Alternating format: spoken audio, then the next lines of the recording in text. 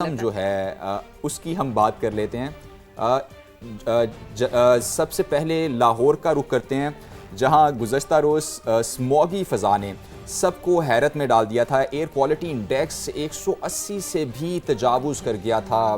गर्मियों में अगर ये सूरत हाल हो गई है, तो आप सोचें। देखिए कि रियलिटी न फिर जो आपके पास अक्टूबर नवंबर में आई थिंक ये स्मॉग वाली सूरत हाल आती है, उसमें क्या होगा।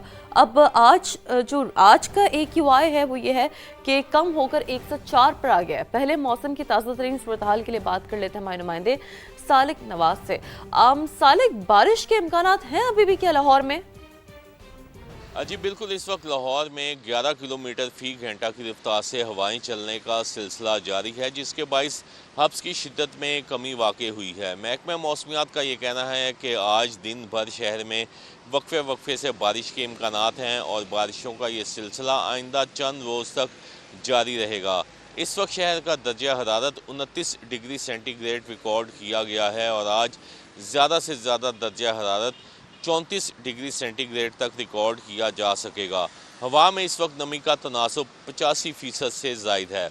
इस वक्त लाहौर का एयर क्वालिटी इंडेक्स 161 रिकॉर्ड किया गया है और लाहौर दुनिया में आलूदा तरीन शहरों की फहरिस्त में छठे नंबर पर है, जबकि गुज़िश्ता रोज़ लाहौर का एयर क्वालिटी इंडेक्स 180 से ज़ायद रिकॉर्ड किया गया था और लाहौर दुनिया के आलूदा तरीन शहरों की फहरिस्त में पहले नंबर पर था। जी thank you very much Salik for bringing these insights to us. और जी, लाहौर एक बार फिर दुनिया के आलूदा तरीन शहरों की फहरिस्त में पहले नंबर पर आने लगा है। ये हर साल का हमारा शिकवा रहता है, गिला रहता है।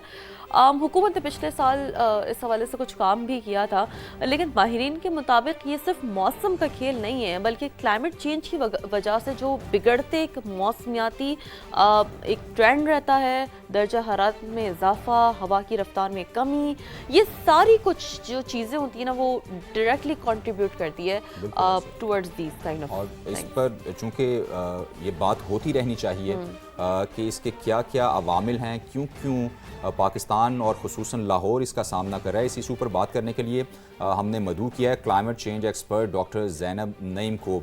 बहुत शुक्रिया आपका वक्त देने का। ये कहिएगा डॉक्टर साहिबा कि अभी तो मौसम सर्द हुआ भी नहीं है, अभी तो बल्कि शदीद गर्मी का मौसम चल रहा है। ऐसे में लाहौर में एयर क्वालिटी इंडेक्स इतना ज़्यादा ख़राब हो जाना, आप क्या समझ रही हैं कि ये स्मॉग के बाद शुरू हो गए हैं? तो अगर ये स्मॉग के बाद शुरू हो गए हैं तो फिर सर्दियों में क्या सूरत हाल होगी? मज़ीद ख़तरनाक हो सकती है, चूँकि पिछले सालों में अगर देखें तो उससे ज़्यादा ख़तरनाक क्या ही हो सकता है? अच्छा, ये इंटरेस्टिंग फैक्ट ये है कि अब स्मॉग सीजनल नहीं रही। ये अब ये राउंड प्रॉब्लम बनती जा रही है। और ये सिर्फ लाहौर शहर में नहीं बल्कि पंजाब के और शहरों में भी एयर क्वालिटी इंडेक्स अगर आप चेक करें तो इसी तरह का ट्रेंड आ रहा है। और उसकी वजह ठीक है, ये मेट्रोलॉजिकल फैक्टर्स तो होते हैं, हवा का दबाव, नमी और ये सारी। और लेकिन ये जो बारिश है ये वक्ती तौर पे उन पोल्यूटेंट्स को दबा देती है या बिठा देती है, लेकिन सोर्सेज ऑफ पोल्यूशन को तो बारिश नहीं खत्म करती ना। जब बारिश थम जाती है तो जिन सोर्सेज से वो पोल्यूशन आ रही होती है उसकी वजह से दोबारा एयर क्वालिटी खराब हो जाती है। अभी कल की मैं इंडेक्स चेक कर रही थी तो उसमें कुछ जगहों पे लाहौर के कुछ एक सड़क पे पार्टिकुलेट मैटर 2.5 ये बहुत ज्यादा आ रहा था, और दूसरी कॉलोनी में ओजोन जो पोल्यूटेंट है वो ज्यादा आ रहा था। और इसी तरह एक और सड़क पे एक और जगह पे जो एयर क्वालिटी मॉनिटरिंग स्टेशन लगे हैं उनका डेटा कुछ और बता रहा था, लेकिन मजमूई तौर पे जो डेटा आ रहा था वो अनहेल्दी एयर क्वालिटी इंडेक्स की तरफ ही आ रहा था, जिसका मतलब है कि आपके एयर क्वालिटी स्टेशंस का फॉल्ट कोई नहीं है, ये वाकई में पोल्यूशन ज्यादा है। अच्छा। इसके अलावा IQ एयर की रिपोर्ट भी इस साल के शुरू में आई थी, जिसने लाहौर को आलूदा तरीन शहर में काउंट किया था पार्टिकुलेट मैटर 2.5 की पोल्यूशन की वजह से। और वो जो रिपोर्ट है वो कोई 60 से ज्यादा एयर क्वालिटी मॉनिटरिंग स्टेशन का डेटा इकट्ठा करके हमारे पास वो रिपोर्ट आती है। जो इन्वायरमेंट प्रोटेक्शन डिपार्टमेंट के एयर क्वालिटी स्टेशन है वो अभी लिमिटेड हैं, उतने नहीं है, लेकिन वो भी मजमूई तौर पे जो है तकरीबन 125 से ज्यादा ही एयर क्वालिटी इंडेक्स बता रहे हैं लाहौर का।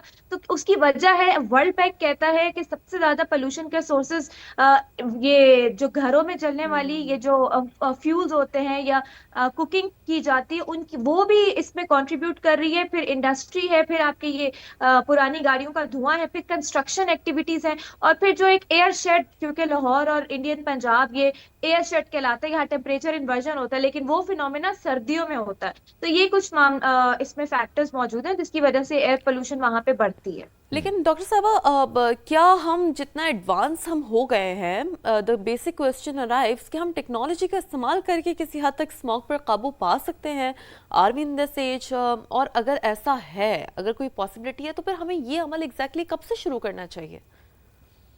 अच्छा, इसमें टेक्नोलॉजी का बिल्कुल इस्तेमाल बहुत जरूरी है। एयर क्वालिटी मॉनिटरिंग स्टेशन ज्यादा होने चाहिए और सैटेलाइट डेटा भी हमें देखते रहना चाहिए, क्योंकि ये ट्रांस बाउंड्री मसला भी है।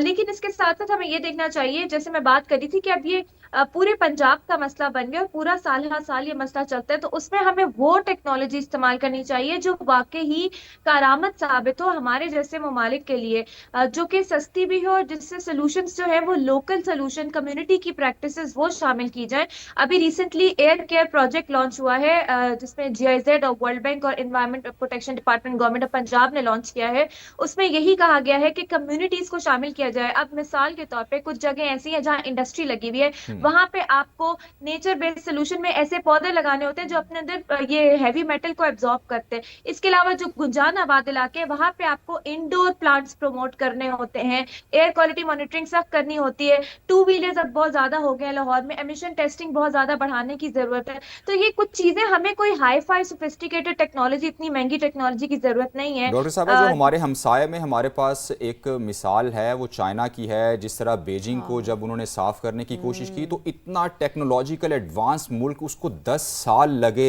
अपने उस क्लाइमेट को, अपने उस फ़ज़ा को साफ करते हुए। पाकिस्तान जैसे मुल्क और पाकिस्तान के वसाइल में रहते हुए आज भी अगर ये हम तमाम तर इक़दाम जो आप फरमा रही हैं अगर ये करना शुरू कर दें, कितना अरसा लग सकता है ये क्लाइमेट की सफाई में, फ़ज़ा की सफाई में? देखिए, गवर्नमेंट ऑफ पंजाब ने पिछले 2-2.5 सालों से तो बड़े अच्छे इकदाम करने शुरू किए हुए हैं। लेकिन जो आप चाइना की बात करें, चाइना में भी ये एयर पोल्यूशन का मसला सिर्फ बीजिंग में नहीं था। उन्होंने आइडेंटिफाई किया कि बीजिंग, तियानजिन और हेबी, ये 3 ऐसे शहर हैं जिसमें एयर पोल्यूशन बहुत ज्यादा है। तो उन्होंने इन तीनों शहरों को जॉइंट कोऑर्डिनेशन मैकेनिज्म के जरिए जो है वो एयर पोल्यूशन बिल्कुल मैनेज करना शुरू की, जी। आपस में मिलके। इसी तरह से पंजाब में भी इस चीज को इंश्योर होना चाहिए कि सिर्फ लाहौर में नहीं बल्कि पंजाब के शहरों को आइडेंटिफाई करें जहां एयर पोल्यूशन बढ़ रही है, सोर्सेज आइडेंटिफाई करें। क्योंकि इसमें एक और फैक्टर है, शाम के टाइम पोल्यूशन बहुत ज्यादा हो जाती है, दिन के टाइम एकदम कम हो जाती है, फिर कभी सुबह के टाइम ज्यादा हो जाती है। तो आइडेंटिफाई करें कौन से सोर्सेज हैं जिस तरह से ये मसला आ रहा है, तो उसके हवाले से एक जॉइंट कोऑर्डिनेशन मैकेनिज्म सारी लोकल गवर्नमेंट्स के साथ मिलकर बनाया जाए, शहरों की गवर्नमेंट, डिस्ट्रिक्ट गवर्नमेंट के साथ, ताकि इसको काबू पाने में आसानी हो। और ये कम से कम 3-4 साल तो लगेंगे, इतनी जल्दी ये मामला खत्म नहीं होगा। लेकिन ये तो डॉक्टर साहब जाहिर सी बात है, हम देखते हैं कि एक हुकूमती सतह पर जो इकदाम होने चाहिए वो है, लेकिन हमने देखा है कि इंडिविजुअली भी हर कहते हैं ना कि आपका जो एक्ट है वो कंट्रीब्यूट करता है, जिसमें कचरा जलाना, फिर हम देखते हैं कि भट्टों से जो धुआं निकलता है, ये बहुत सारे फैक्टर्स हैं जो उसमें कंट्रीब्यूट करते हैं। तो एक इंडिविजुअली तौर पर आपको क्या आप रेकमेंड करेंगी, कौन से ऐसे इक़दाम हैं जो उठाना शुरू करना चाहिए ताकि ज़ाहिर है इवेंचुअली वो फिर आपके पास जो हुकूमती इक़दाम है उसके साथ सिंक करें और एक बेहतर इन्वायरमेंट हम अपनी नस्लों के लिए भी तो पीछे छोड़ कर जाए ना? देखिए, इंडिविजुअली तौर पे तो आपको यही कहा जाता है कि प्लांटेशन पे फोकस करें, लेकिन हाँ, वो साइंटिफिकली प्लांटेशन होनी चाहिए। इंडोर ऐसे प्लांट्स होते हैं जो आपकी, क्योंकि ये सिर्फ एयर पोल्यूशन आउटडोर नहीं, ये इंडोर भी आपको मुतासर करिए। ऐसे पेंट्स होते हैं जिससे एयर पोल्यूशन फैलती है, तो इंडोर प्लांट्स आप रखें। फिर आप बजाय गाड़ी लेके जाने के, आप कुछ जगहों पे साइकिल इस्तेमाल कर सकते हैं या पब्लिक ट्रांसपोर्टेशन। और ये जो आप कूड़ा जलाने की बात कर रही हैं, कोयटा में एयर क्वालिटी में पोल्यूटेंट PM10 सबसे ज्यादा आता है। क्यों? क्योंकि वहाँ कूड़ा बहुत ज्यादा थोड़ा जलाया बहुत जाता है। तो चला इसमें जो है आपको गवर्नमेंट को, प्राइवेट सेक्टर को मिलके काम करने की जरूरत है कि हम कूड़ा मैनेज कैसे कर सकते हैं बजाय जलाने के। उसकी मैनेजमेंट पंजाब में तो बेहतर है, लेकिन बाकी शहरों में, बाकी सूबों में इसमें बहुत ज्यादा नुकसान है और वहां से भी पोल्यूशन आपके इस तरफ आ सकती है। तो इसीलिए इसमें जो मैं बात कर रही हूँ, ज्वाइंट कोऑर्डिनेशन होनी चाहिए ताकि इसको हम पूरे मुल्क में मैनेज कर सकें।